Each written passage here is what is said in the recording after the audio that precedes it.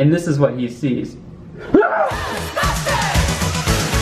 Something strange in your neighborhood. Hey everybody, welcome to my channel. I know this is weird because it's not Friday. Don't worry, there still is a Friday video. I just wanted to get this one in before Halloween because I have a ghost story time for you. Yes, that's right. I've had a ghost experience. Let's get into it. When I was probably around 10 years old, I was going over to my great aunt's house for a Christmas party. A year before the Christmas party, her mom, which would be my great grandmother, had passed away at that house. And it was a very traumatic experience for my great aunt. For me, I didn't get to see her too much, so I wasn't incredibly close to her, but I was her first great grandbaby, so there was some special significance there. I'm at the house. There's this long hallway you have to go down.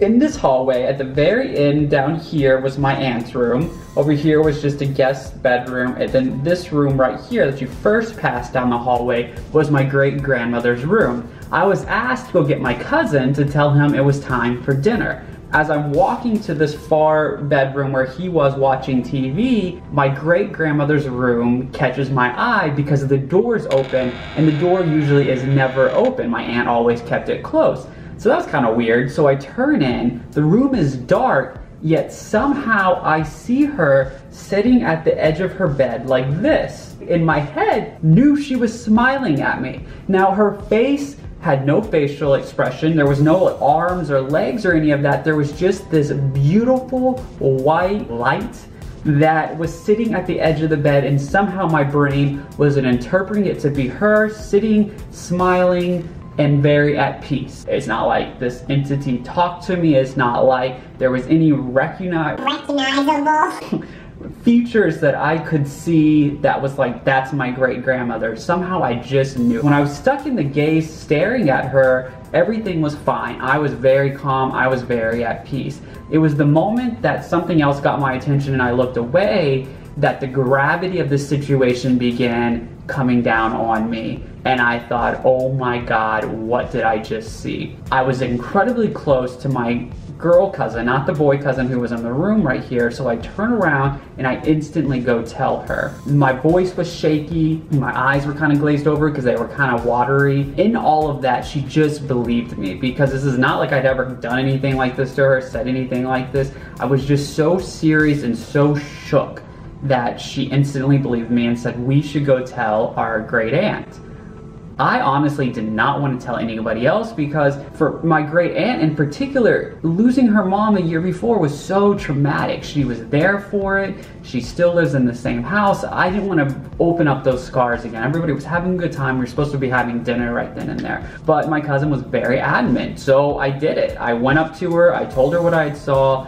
And for whatever reason, she was like, let's go back into the room. I didn't want to go back, but they were adamant, so I did it. I went back, we're walking to the room, and the instant that I hit the door frame, I walk through it, my body just goes numb. My legs aren't working, nothing, my arms aren't working, and I just start sobbing. I mean, the tears are just coming out of nowhere. I don't know why I'm sobbing. And then to make matters worse, I start confessing all of my perceived sins to my entire family that is around me. I'm telling them how I wasn't worthy to see her, how it should have been somebody else. I don't know why she chose me. I'm a sinner, I lie. I don't know what other sins a 10-year-old does, but I was confessing them. Never again did I see her in that house. But she had a little bear in her room that had stopped working before she passed away. It was her favorite bear. Even though it stopped working, she still slept with it. When I would come over and be at the house, sometimes the bear would go off in the room. It lit up in the cheeks and it said, I love you, I love you. Yeah, sounds creepy AF.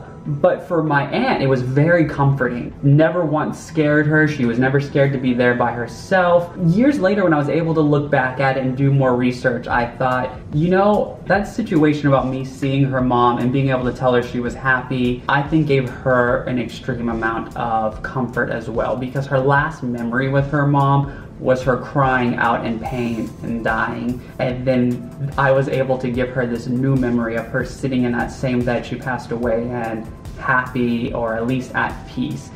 At the time, I didn't realize the gravity of that because I was so scared of all of these other events that kept happening to me, so I just wanted it to go away. Ultimately, it kind of would dip in and out the rest of my life. The last experience that I vividly had was when we were living in St. Mark. Tarl was in the living room sitting on the couch, and I was walking across the living room, and something out of the corner of my eye got my attention. So I turn around to look at it, not expecting anything to be there, maybe like a shadow or something, and all of a sudden I was looking into this grayness face type feature that was just level with me. Freaked me out. Poor Tarl is sitting on the couch, and this is what he sees.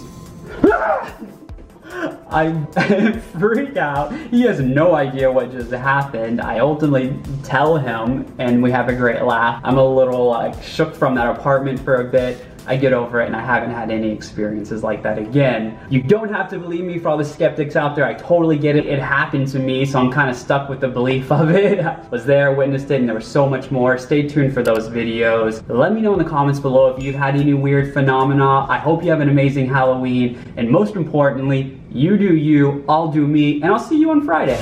Something strange in your neighborhood.